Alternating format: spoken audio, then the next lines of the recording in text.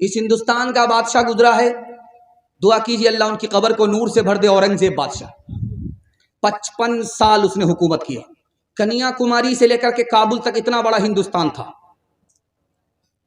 20 لاکھ مربع میل کا ہندوستان کس نے دیا؟ اورنگزیب بادشاہ نے دیا، اتنا بڑا بادشاہ۔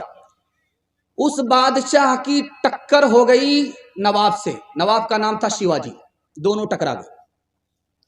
اورنگزیب نے شیواجی کو چاروں طرف سے گھیر لیا قلعہ میں، شیواجی کا راشن ختم ہو گیا، ماں سے کہنے لگے اماں یہ اورنگزیب میرے خون کا پیاسا جان کا دشمن گھیرے ہوا ہے، میرا راشن ختم ہو گیا، اب کیا کریں؟ بیٹا گھبرانے کی کوئی بات نہیں ہے، اورنگزیب سے پوچھ لو، وہ میں تو میرے جان کا دشمن ہے، تمہاری جان کا دشمن ضرور ہے لیکن مسلمان ہے، تم کو غلط مشورہ نہیں دے گا۔ جھنڈا لے کر کے شیواجی کھڑے ہو گئے، اورنگزیب نے کہا کیا معاملہ ہے؟ راشن ختم ہو گیا۔ میری ماں نے کہا کہ اورنگزیب سے پوچھ لو، کہا گھبرانے کی کوئی بات نہیں ہے، 10 سال کے لیے جنگ بند کر لو، راشن کا انتظام کر لینا، جب راشن کا انتظام ہو جائے تو دوبارہ اورنگزیب سے لڑنے کے لیے آ جانا۔ وزیر سعد اللہ کہنے لگے حضور آپ 10 سال کا اس کو ٹائم دے رہے ہیں، یہ تو پوری تیاری کر کے آئیں گے، آپ کی حکومت کا تختہ پلٹ دے گا۔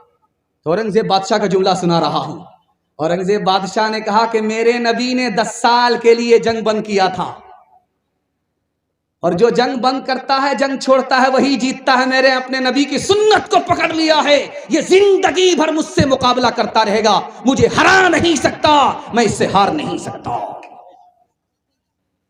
2-3 مثال ہے، پیغام کو ختم کر رہا ہوں۔ بھکاری کو تھیلی ملی، اس نے واپس کر دیا۔ چور نے چوری کی، مالک نے اس کو معاف کر دیا۔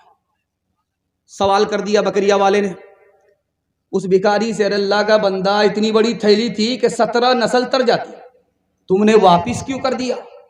چور نے چوری کی، اس کو معاف کیوں کر دیا؟ تو جواب سنیے، اللہ ایسی عظمت نبی کی ہم سب کے دل میں پیدا فرمائے۔ اس نے کہا اس لیے معاف کر دیا، اس لیے تھیلی واپس کر دیا، اگر واپس نہیں کرتا، معاف نہیں کرتا تو اللہ کی عدالت میں مقدمہ چلتا، جتنی دیر مقدمہ چلتا اتنی دیر نبی کو جنت میں جانے میں دیر ہو جاتی، اس لیے میں نے دنیا ہی میں جھگڑا ختم کر دیا۔ آخری مثال پر پیغام ختم کر رہا ہوں، انشاءاللہ آپ لوگ سننے کے لیے تیار ہیں؟ دونوں ہاتھ اٹھائیے۔ انشاءاللہ بیوی سے پوچھ کر کے داڑھی رکھیں گے انشاءاللہ۔ بادشاہ کے دربار میں صحابی آئے، دربان نے روکا، اندر نہیں جا سکتے۔ کہا کیوں؟ کیا یہ جو لباس ہے تمہارا اس کو اتارنا پڑے گا، اور جو درباری لباس ہے اس کو پہننا پڑے گا، تبھی اندر جا سکتے ہو، اس کے بغیر نہیں جا سکتے۔ تو صحابی کا جواب سنیے، یہ میرے نبی نے لباس پہنایا ہے، میں اس کو اتار نہیں سکتا، تمہارے بادشاہ کو چھوڑ سکتا ہوں، تمہارے بادشاہ کے دربار کو لات مار سکتا ہوں، لیکن اپنے نبی کا لباس پہن کر کے جاؤں گا، اتار نہیں سکتا۔ تعظیم کی ہے جس نے محمد کے نام کی، خالق نے اس پہ آتش دوزخ حرام کی۔ تیرے مقام کا تو خدا ہی کو علم ہے، جنت تو ہے جگہ تیرے ادنا غلام کی۔ پہلے توبہ سے دل پاک کر لیجئے، پہلے توبہ سے دل پاک کر لیجئے، جام توحید لب سے لگا لیجئے، پہلے توبہ سے دل پاک کر لیجئے، جام توحید لب سے لگا لیجئے، آب زمزم سے پھر اپنا منہ دھوئیے، اور نام شہ انبیاء لیجئے، اتنا کہہ دیجئے آج قاصر ذرا آپ کی نعت گوئی کا مقصد ہے کیا؟ گھر نبی کی غلامی کی ہے آرزو تو غلام نبی سے دعا لیجئے۔ دوسرا پیغام آپ کی خدمت میں آ رہا ہے، آپ لوگ سننے کے لیے تیار ہیں؟ دونوں ہاتھ اٹھائیے انشاءاللہ۔ 4 مثال آپ کے سامنے لے کر کے آ رہا ہوں، اور یہ نمونہ ہے کہ اللہ ایسی عظمت، ایسی محبت، ایسی عقیدت نبی سے ہم سب کو نصیب فرمائے۔ شاہ اسماعیل شہید رحمۃ اللہ علیہ کہتے ہیں، اگر کوئی مسلمان ہو کر کے یہ خیال رکھے کہ نبی کا خیال نماز میں آئے تو گدھا کے برابر ہے، بیل کے برابر ہے، یا گدھا اور بیل سے بدتر ہے، یہ مسلمان نہیں رہے گا، ایمان چلا جائے، اس نے نبی کی شان گھٹائی۔ اگر کوئی یہ خیال کرے مسلمان ہو کر کے کہ نبی کا علم بچہ اور پاگل کے برابر ہے تو وہ مسلمان نہیں رہے گا، اس کا اسلام میں آخری دن ہوگا، ایمان چلا جائے گا۔ نبی کی شان میں گستاخی کی وجہ سے کس نے کہا؟ حضرت تھانوی نے کہا۔ تیسری مثال آپ کی خدمت میں لے کر کے آ رہا ہوں، کسی نے مسلمان ہو کر کے یہ خیال کیا کہ ابلیس کا علم زیادہ تھا، نبی کا علم کم تھا، وہ مسلمان نہیں رہے گا، اس کا اسلام میں آخری دن ہوگا۔ کس نے کہا؟ خلیل احمد سہارنپوری نے کہا۔ کوئی اگر مسلمان ہو کر کے اپنے نبی کے آخری نبی نہ مانے، وہ مسلمان نہیں رہے گا، اس کا ایمان کا جنازہ نکل جائے گا۔ یہ کس نے کہا؟ حضرت نانوتوی نے کہا۔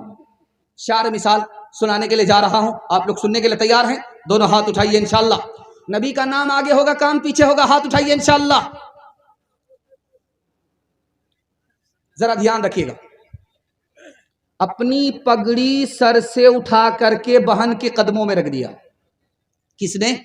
شاہ اسماعیل شہید رحمت اللہ نے اپنے سر کی پگڑی اٹھائی، بہن کے قدموں میں رکھ دیا، کہا بہن اگر تم چاہتی ہو کہ میں امامت کروں، لوگوں سے بیان کروں، تو تم بیوہ ہو، نبی کی ایک سنت کو زندہ کرنا پڑے گا، تم شادی کر لو۔ بہن نے کہا میری عمر تو 90 سال ہو گئی، 90 سال کی عمر میں کیسے شادی کروں؟ کہا بہن تجھے شادی کی ضرورت نہیں ہے، مجھے نبی کی سنت کو زندہ کرنے کی ضرورت ہے، تو میری بہن ہے، لوگ مجھے تانا نہیں ماریں گے، دوسرے کو نبی کی سنت پر چلنے کے لیے کہتا ہے، تمہاری بہن تو خود بیوہ ہے، نکاح کہاں کرتی، اس لیے میری بہن میری پگڑی کی لاج رکھ لے، تو 90 سال کی عمر میں شادی کر لے، تجھے ضرورت نہیں ہے، لیکن تو شادی کرے گی، نبی کی سنت زندہ ہوگی، نبی کا سر اونچا ہوگا۔ دوسری مثال آ رہی ہے، دھیان سے سنیے گا، اتنا بڑا مجمع ہے، ایک سوال میں آپ سے کرنا چاہتا ہوں کہ آپ کو جنت چاہیے، جنت میں کیوں جانا چاہتے ہیں؟ یہ جواب کسی کے پاس نہیں، ایک عاشق کے پاس جواب ہے، اس عاشق کا نام ہے حضرت تھانوی۔ انہوں نے کہا لوگ تم سے اگر پوچھیں کہ جنت میں کیوں جانا چاہتے ہو، صاف جواب دو کہ جنت سے پہلے نبی کا دیدار نہیں ہے، جنت سے پہلے نبی کی زیارت نہیں ہے، جنت میں نبی کا دیدار بھی ہوگا، نبی کی زیارت بھی ہوگی، اس لیے جنت چاہیے۔ تیسری مثال آپ کے سامنے رکھنے کے لیے جا رہا ہوں، خلیل احمد سہارنپوری رحمت اللہ علیہ کہتے ہیں میری 3 دعا تھی، 2 دعا قبول ہو گئی آنکھ کے سامنے، اور آخری دعا ہے مجھے اللہ کی ذات پر بھروسہ ہے، نبی کا واسطہ ہے، یہ دعا بھی میری قبول ہوگی۔ کہا حضور تیسری دعا کیا ہے؟ کہا دعا یہ ہے کہ میرے پروردگار مجھے جینا تو نصیب ہوا ہندوستان میں، مرنا نبی کے شہر میں مقدر فرما دو۔